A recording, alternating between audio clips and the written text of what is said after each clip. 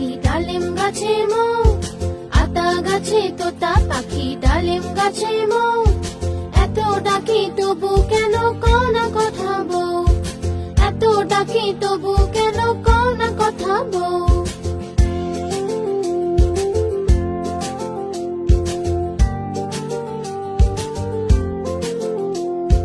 কোনে বউয়ের মুখটা লাজে লাজুক হয়েছে, বউ আজ কথা বলবে না তাই ঘোমটা পড়েছে।